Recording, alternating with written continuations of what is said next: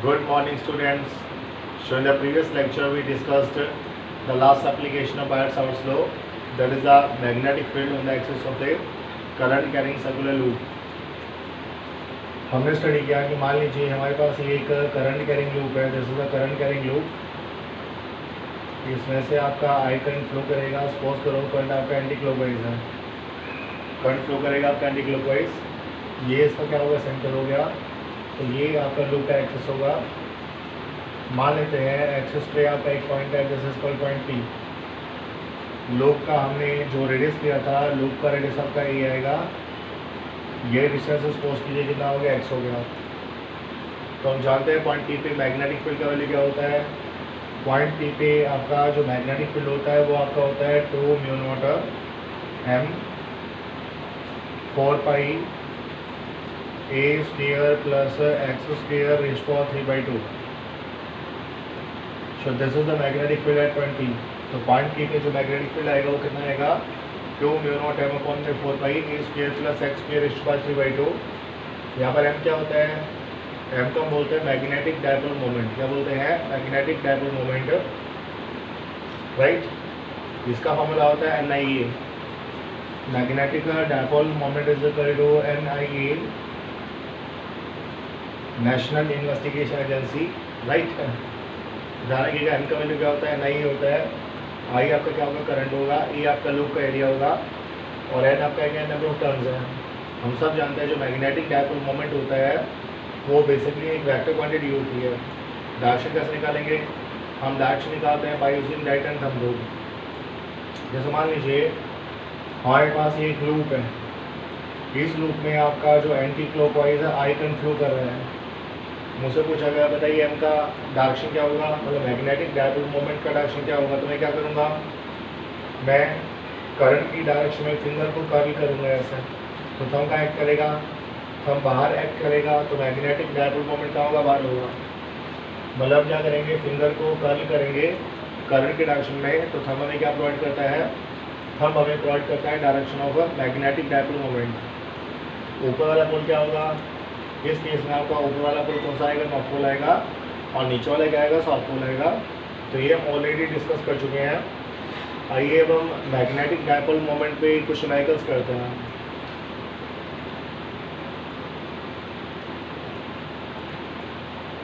मान लीजिए हमारे पास है इस तरह का एक लूप है, ये आपका सेमी सर्कुलर लूप हो गया। और ये जो सेमी सर्कुलर लूप है इसका हमने डायमीटर मान लिया ए। तो जो सेमी सर्कुलर लूप उसका डायमीटर कितना होगा, ए हो गया। यहाँ पर अगेन हमारे पास इस तरह का एक सेमी सर्कुलर लूप है, इसका जो डायमीटर है वो भी कितना होगा, ए हो गया। यहाँ पर हमारे पास क्या एक सेमी सर्कुलर लूप है, तो ये भी क्या होगा, आपका सेमी सर्कुलर लूप हो गया। और ये जो सेमी सर्कुलर लूप आएगा इसका जो डायमीटर है वो डायमीटर भी आपका एक इक्वल है। और ये जो नीचे वाला सेमी सर्कुलर लूप है इसका भी जो डायमीटर है वो आपका एक इक्वल है, राइट। क्या हमारे पास क्या है, 4 सेमी सर्कुलर लूप है और सबका डायमीटर का एक इक्वल है। और मान लेते हैं इस पूरे अरेंजमेंट में करंट फ्लो कर रहा है आई।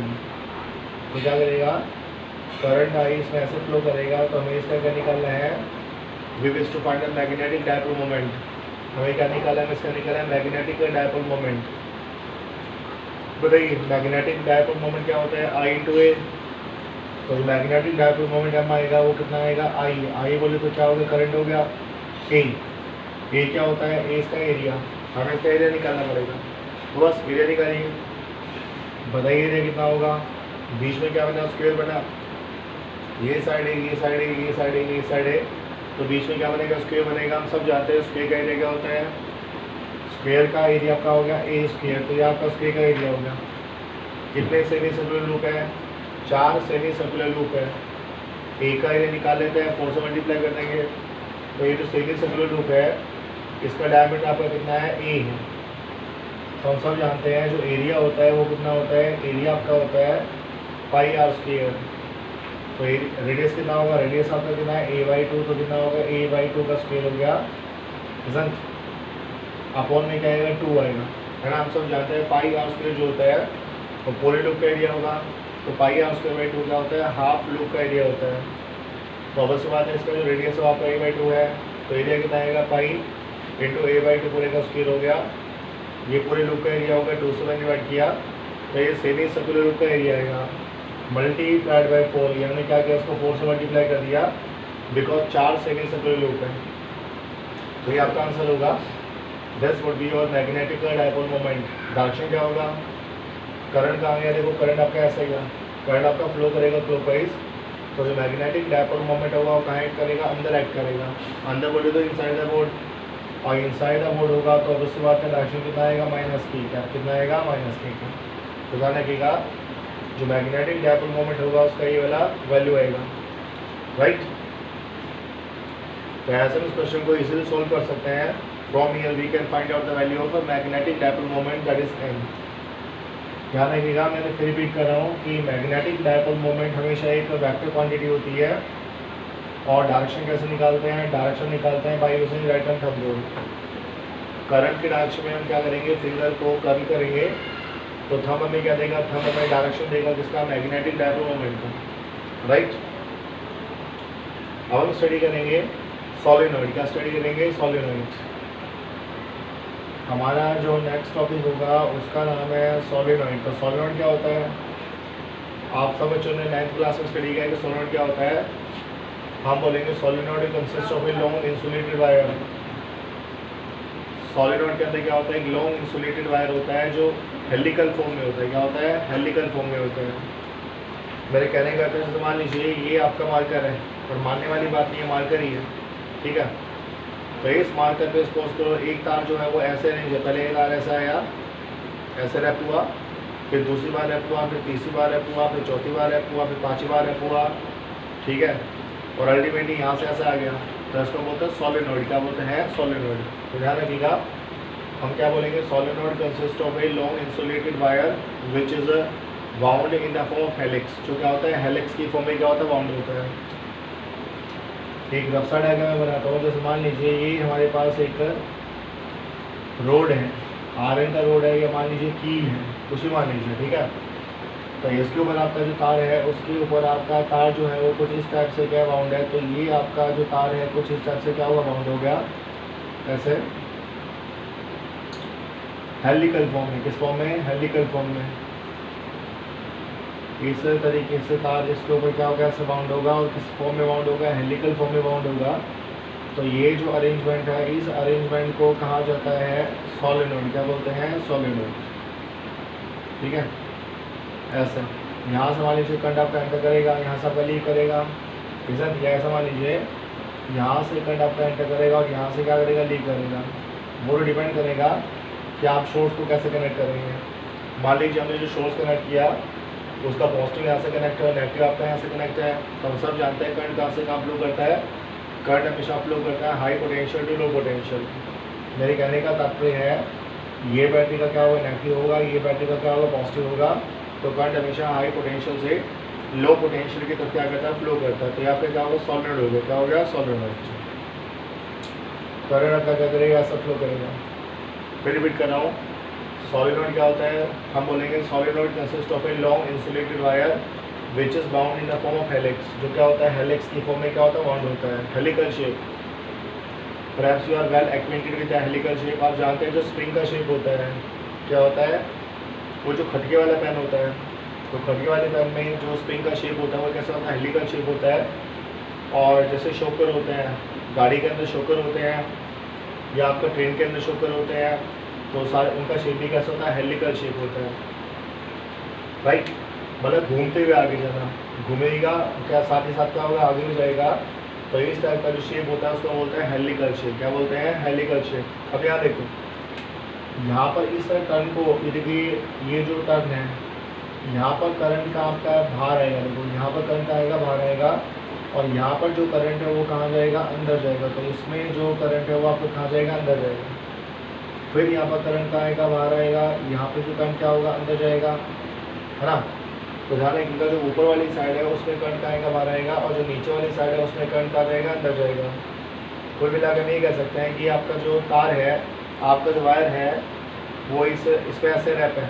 वायर आया, और ऐसे बाहर से आए तो करंट आएगा बाहर आएगा, फिर नीचे करंट होगा अंदर जाएगा, फिर करंट आएगा बाहर आएगा, फिर करंट अंदर जाएगा, फिर बाहर आएगा, फिर क्या होगा अंदर जाएगा।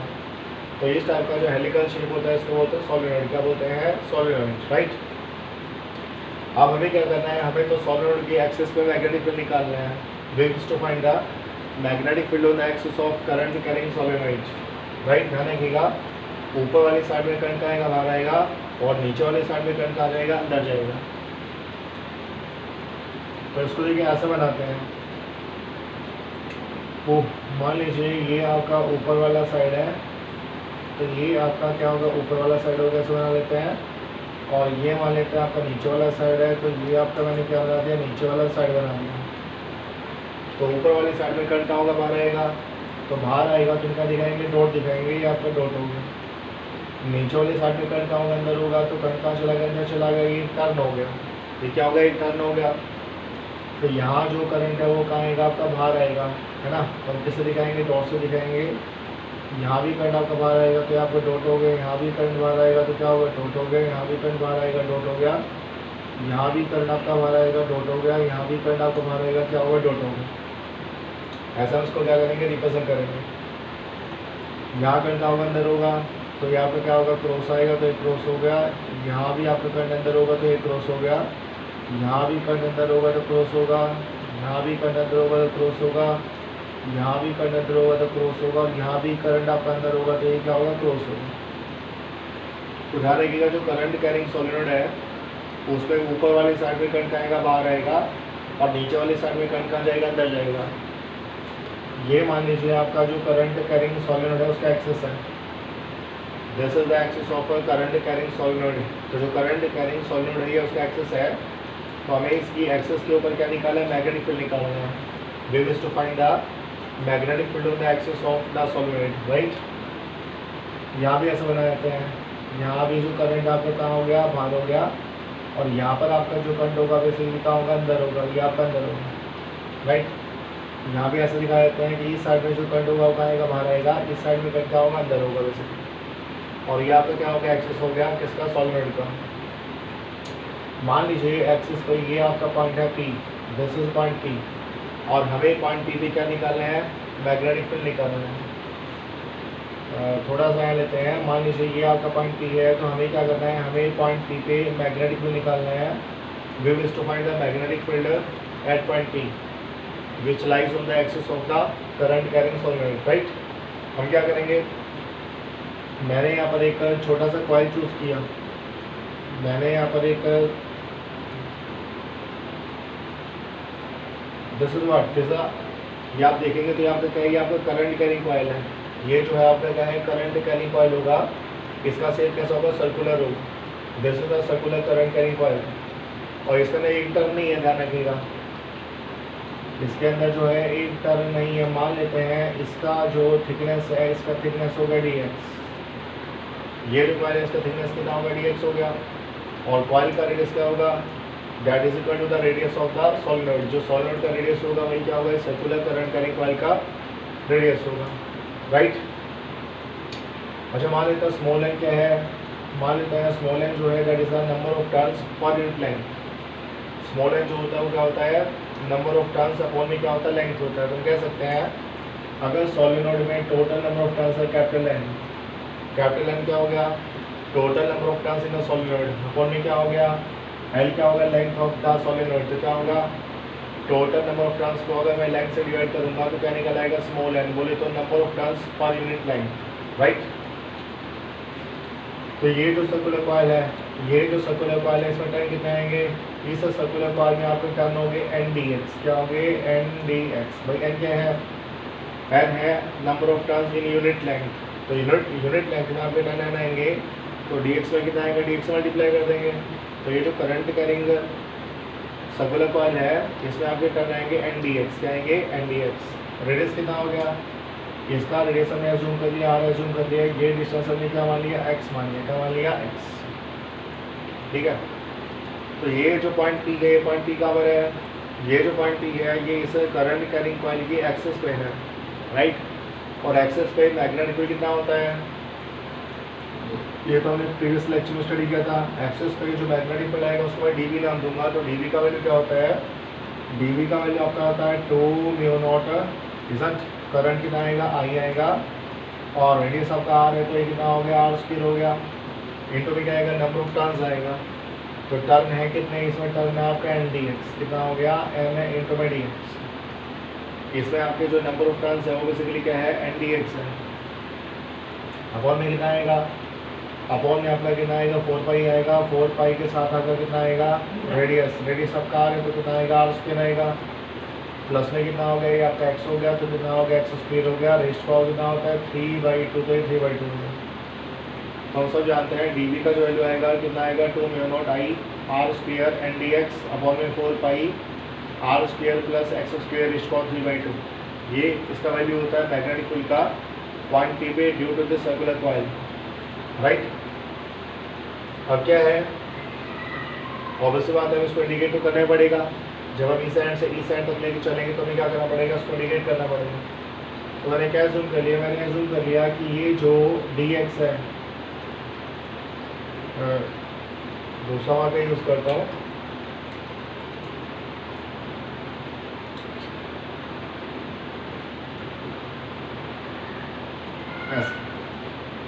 मान लेते हैं ये जो स्मॉल एंगल है, this small angle is how much D theta. तो ये जो छोटा सा एंगल है वो कितना है, डी थीटा है, और ये वाला आपका जो एंगल हो गया, इस एंगल को मैंने मान लिया थीटा। तो मान लेते हैं ये वाला आपको जो एंगल गिवन है वो एंगल कितना गिवन है, थीटा गिवन, कितना गिवन है, थीटा गिवन है, राइट। और सपोज करो यहाँ से हमने क्या किया, इसको मीट किया, यहाँ से हमने पॉइंट पी को मीट किया ऐसे, तो ये जो पूरा एंगल बनेगा, यहाँ से देखिएगा ये जो पूरा एंगल बनता है, इस एंगल को हमने बोला θ1, क्या बोला, θ1, राइट। और ये आपका एंड होगा।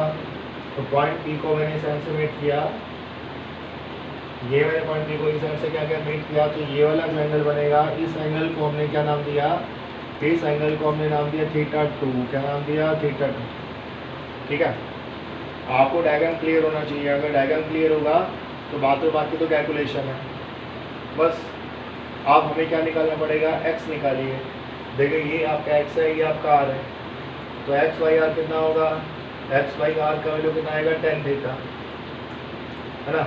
x बाई आर का यदि वैल्यू हम यहाँ से निकालेंगे तो कितना आएगा, tan theta cot theta, cot theta आएगा। अगर मैं x बाई आर का वैल्यू यहाँ से निकालूंगा तो x बाई आर का वैल्यू कितना आएगा, कोट थीटा। देखिए ये जो आपका राइट एंगल ट्रायंगल है, दिस वन है, ठीक है। ये आपका जो राइट एंगल ट्रायंगल हो गया उसमें मैंने निकाला x बाई आर, तो x बाई आर क्या हो गया, ये आपका हो गया बेस अपॉन परपेंडिकुलर, तो ये कितना आएगा, कोट थीटा आएगा। तो यहाँ से यदि x का वैल्यू निकालेंगे तो x का वैल्यू कितना आएगा, x का वैल्यू आपका आएगा r कोट थीटा, ठीक है।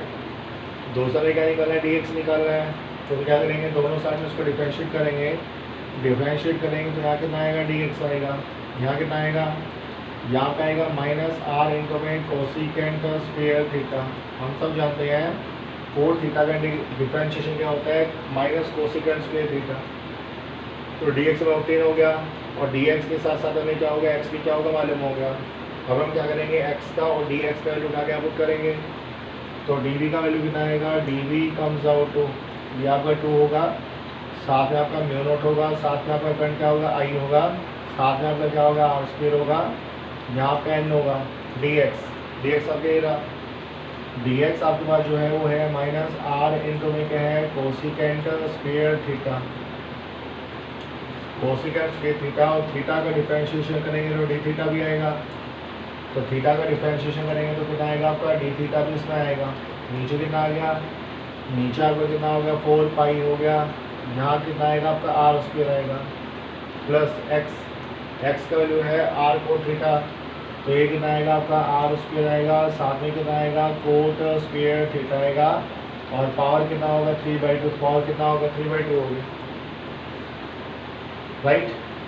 तो dv का जो वैल्यू आएगा, dv कम्स आउट टू, ये आपका 2 होगा, ठीक है, ये आपका कितना होगा, 2 होगा, ये कैंसिल कर दो, ये आपका 2 है, आपका 4 है, तो इसको हटा देते हैं। म्यू नॉट आपका क्या होगा, कांस्टेंट होगा, तो म्यू नॉट ने बाहर ले लिया, आई भी कांस्टेंट है तो आई भी क्या हो गया, आपका बाहर हो गया। ये आपका आर स्क्वायर है, तो ये आर स्क्वायर, ये आपका आर, तो ये भी कितना हो गया, r क्यूब होगा, तो ये आपका कितना आएगा, r क्यूब आएगा, और एक माइनस साइन भी हमारे पास आएगा, तो माइनस साइन को भी हमने यहाँ पुट कर दिया, है ना।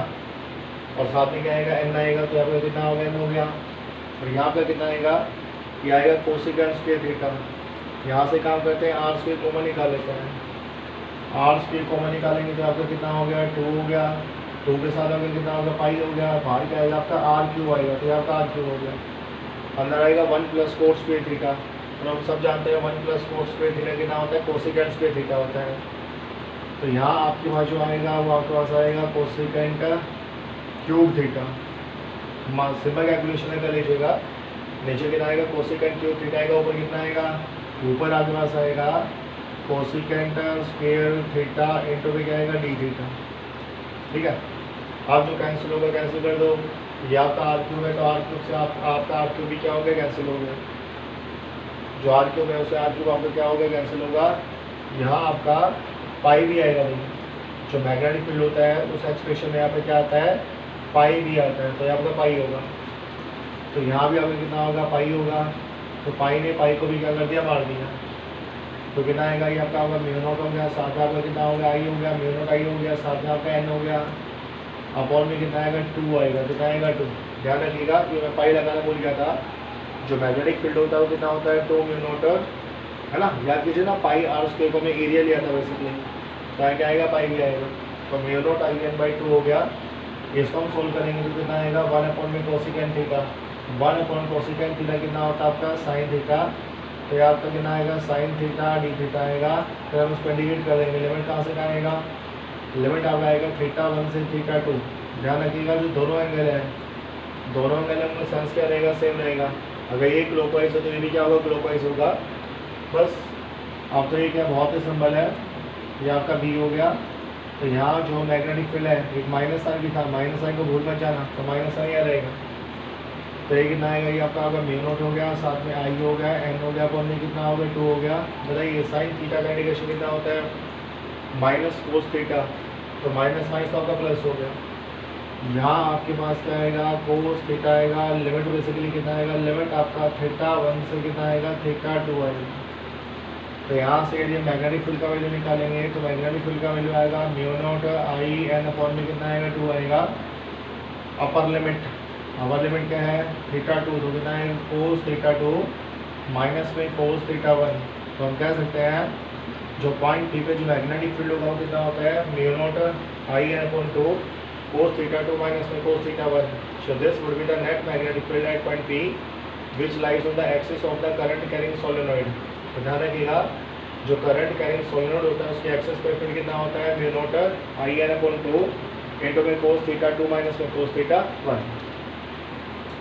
आई होप आपको इतना क्लियर होगा, यहाँ आपको कोई दिक्कत नहीं होना चाहिए, राइट। तो ध्यान रखिएगा फील्ड का वैल्यू कितना होगा, mu naught N I by 2, साथ में कितना होगा कोस θ2 माइनस में cos θ1। This would be the magnetic field at point P on the axis of the current carrying solenoid, right. चलिए आगे चलते हैं। तो हमने अभी एक्सप्रेशन निकाला, क्या एक्सप्रेशन निकाला कि जो करंट कैरिंग सोलेनॉइड होता है उसकी एक्सिस पर फील्ड कितना होता है, करंट कैरिंग सोलेनॉइड की एक्सिस पे जो मैग्नेटिक फील्ड आएगा वो आएगा म्यू नॉट एम आई अपॉन में क्या आएगा, 2 आएगा। और साथ में कितना होता है, साथ में आपका आएगा कोस θ2 माइनस में कितना आएगा, कोस θ1। कितना आएगा, कोस θ2 माइनस में कितना आएगा, कोस θ1, राइट। चलिए एक एग्जाम्पल देके चलते हैं, इसको मैं अब कर रहा हूँ।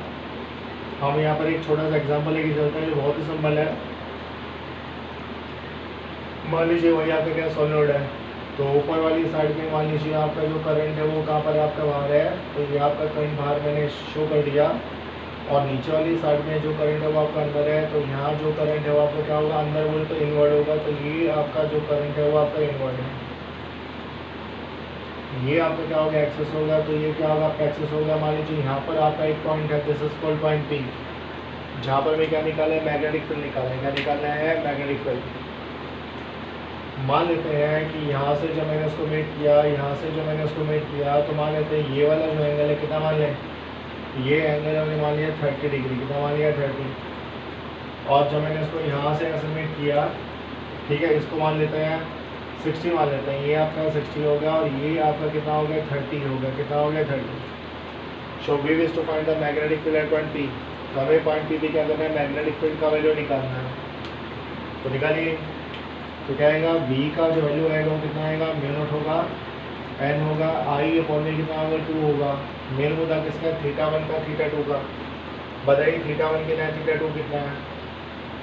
θ2 कितना होगा 30 होगा, और θ1 क्या था, ये पूरा एंगल था, ये पूरा एंगल। तो θ1 आपका आएगा 120 डिग्री। देखो ना यार, ये पूरा 180 होता है, ये 60 होगा तो ये कितना आएगा 120 आएगा। तो θ1 120 आएगा, θ2 आपका 30 आएगा। पुट कर देंगे तो यहाँ कितना आएगा, ये आपके पास आएगा cos 30, तो ये cos 30 हो गया, माइनस में cos θ1 का वैल्यू क्या 120 है, तो यहाँ कितना आएगा cos 120। ये आपके पास कितना हो गया, cos 120 हो गया। So in this we can find out the magnetic field at point P। तो क्या वैल्यू आएगा, B कम्स आउट टू म्यू0 हो गया, N हो गया, I अपॉन में क्या हो गया 2 हो गया, cos 30। हाँ जी बताइए, cos 30 क्या होता है, हम सब जानते हैं cos 30 का वैल्यू होता है √3/2। तो ये √3/2 हो गया, ये माइनस हो गया। इसको क्या लिख सकते हैं, इसको हम लिख सकते हैं माइनस sin 60, है ना। ये देखिएगा, जैसे cos 120 है, तो cos 120 को क्या लिखा जाएगा, cos 90 + 30। cos 90 + 30 क्या होता है, माइनस sin 30। सॉरी, क्या लिखा जाएगा, माइनस sin 30। तो माइनस माइनस ये आपके क्या होगा, प्लस हो जाएगा, साथ में कितना आएगा sin 30। sin 30 का वैल्यू कितना होता है, sin 30 का जो वैल्यू होता है वो आपका था 1/2। क्या होगा 1/2। सो this would be the net magnetic field at point P। सही कह रहा है मैंने, cos 30 का वैल्यू √3/2 होता है, और cos 120 कितना आएगा, cos 120 आपका आएगा cos 90 + 30। cos 90 + 30 बोले तो कितना हो गया, माइनस sin 30। बिकॉज हम जानते हैं सेकंड क्वाड्रेंट में cos आपका नेगेटिव होता है, और sin 30 कितना होता है आपका 1/2। तो माइनस माइनस क्या होगा, प्लस होगा। सो this would be the magnetic field at point P। तो ये आपका मैग्नेटिक फील्ड निकाला गया पॉइंट P पे। और ध्यान रखिएगा, ये जो फॉर्मूला है वो उस फील्ड के लिए भी वैलिड है जो सॉलिड के बाहर होगा। कहाँ होगा, बाहर होगा। तो मान लेते हैं आपका जो पॉइंट P है वो यहाँ पर नहीं है। मान लीजिए ये आपका एक्सेस हो गया किसका, करंट कैरिंग सॉलिड का। तो मान लेते हैं पॉइंट P आपका यहाँ पर है, तो दिस इज पॉइंट P। इसको मैंने ऐसे मीट किया, और फिर मैंने इसको भी क्या किया, इसको भी मैंने पॉइंट P से ऐसे मीट कर दिया, ये मीट कर दिया, राइट। तो ऐसे मैंने इसको पॉइंट P से क्या कहते हैं, मीट कर दिया।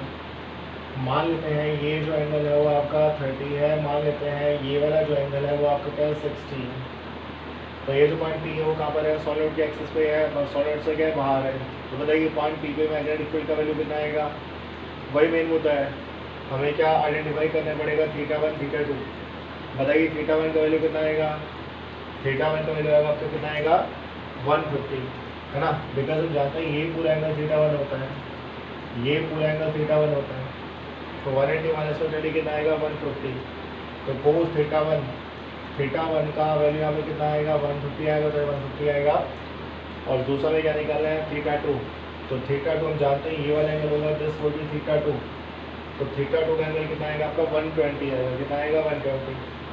तो थीटा वैल्यू का वैल्यू हम कितना पुट करेंगे, 120 पुट करेंगे बस। अब cos 120 और cos 150 इसका वैल्यू आप जानते हैं, इसको सोल्व कर लीजिएगा।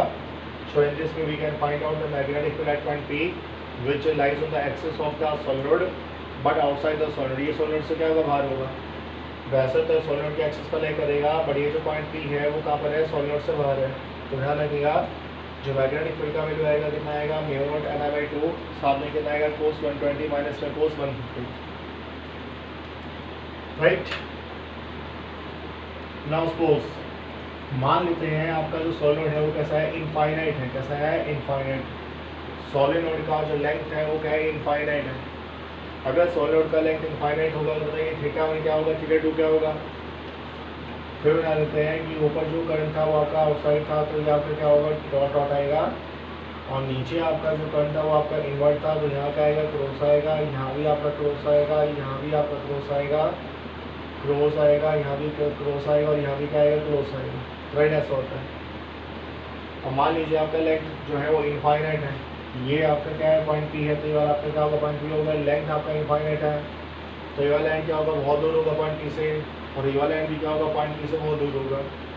तो θ1 कितना होगा बताइए, अगर ये वाला एंड पॉइंट का ये वाला जो एंड है सॉलिनॉइड का पॉइंट P से बहुत दूर है तो ऐसे ही एक्सेस आएगा और थीटा 1 का वैल्यू क्या करेगा 180 को टेंड करेगा और थीटा 2 का वैल्यू 0 को टेंड करेगा।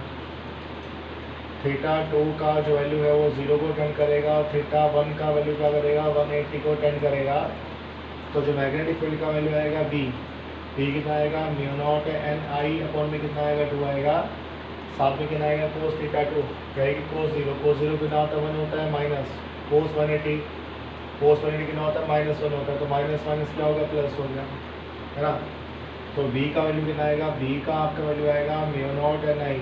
सो this would be the magnetic field of the axis of the infinitely long current carrying solenoid को ध्यान रखिएगा। अगर सोलेनॉइड का लेंथ इनफाइनाइट होता है तो मैग्नेटिक फील्ड का वैल्यू क्या होता है म्यू नॉट एन आई। देखिए फिर रिपीट कर रहा हूँ, this is the magnetic field on the axis of the current carrying solenoid जिसका लेंथ बेसिकली क्या इनफाइनाइट है। तो यहाँ पर जो सॉलिनॉइड का लेंथ होगा वो क्या होगा इनफाइनाइट होगा, तो यहाँ पर मैग्नेटिक फील्ड का वैल्यू होता है राइट। अच्छा मान लीजिए ये वाला जो पॉइंट P है वो बीच में ना हो के जो इनफाइनाइट सॉलिनॉइड की एक एंड पे मान लेते हैं जो पॉइंट P है वो बीच में ना हो के कहाँ पर है इनफाइनाइट सॉलिनॉइड के एक एंड पे है। आप बताइए पॉइंट P पे मैग्नेटिक फील्ड कितना आएगा, पॉइंट P पे मैग्नेटिक फील्ड कितना आएगा बताइए थीटा 1 थीटा 2 का वैल्यू क्या होगा। अब थीटा 1 का वैल्यू क्या आएगा 180 को टेंड करेगा और थीटा का 2 का वैल्यू क्या होगा 90 को टेंड करेगा। तो अब आपका जो थीटा 1 है वो तो आपका कितना होगा 180 होगा और आपका जो थीटा 2 होगा वो कितना होगा 0 डिग्री होगा।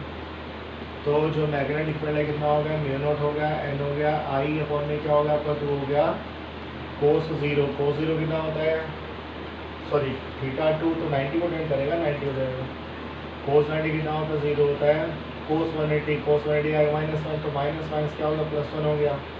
तो मैग्नेटिक फील्ड का वैल्यू आएगा mu naught N I by 2। तो ध्यान रखिएगा जो करंट कैरिंग सॉलिनॉइड होता है क्या होता है करंट कैरिंग सॉलिनॉइड उसके एंड पे जो मैग्नेटिक फील्ड का वैल्यू होता है वो कितना होता है mu naught N I by 2। तो ध्यान रखिएगा करंट कैरिंग सॉलिनॉइड के एंड पे जो मैग्नेटिक फील्ड का वैल्यू आएगा वो कितना आएगा mu naught N I by 2। I hope इतना आपको क्लियर होगा राइट। अब बच्चा एच पे ये आपका एच देखिए ये वाला जो एच होगा तो बताइए एच पे मैग्नेटिक फील्ड कितना होगा ऑफ कोर्स एच पे मैग्नेटिक फील्ड कितना आएगा 0 आएगा। कितना आएगा 0 क्यों 0 आएगा देखिए ये आपका एक टर्म है ये आपका दूसरा टर्म है तो ये आपका टर्म नंबर 1 है और ये आपका क्या है टर्म नंबर 2 है। तो ये आपका टर्म नंबर 2 है। तो देखो इसमें जो करंट है ऊपर वाली साइड में करंट होगा बाहर होगा तो करंट आपका ऐसे बाहर होगा करंट आपका ऐसे बाहर होगा तो मैग्नेटिक फील्ड आपका ऐसे होगा। तो मैकेनिक करता है जो मैग्नेटिक फील्ड है वो आपको क्या होगा ऐसे होगा। तो यहाँ मैग्नेटिक फील्ड क्या होगा अंदर होगा और यहाँ से क्या होगा ऊपर होगा। सर ये मैंने क्या दिखाया एरो दिखाया किसका मैग्नेटिक फील्ड का भाई वो भी आपको क्लियर होगा देखिए समझाता हूँ। तो समझ लीजिए ये आपका बेसिकली क्या है एक टर्न है तो इस टर्न में करंट बाहर आ रहा है तो मैग्नेटिक फील्ड लाइन ऐसे होगा। सो this would be the magnetic field line.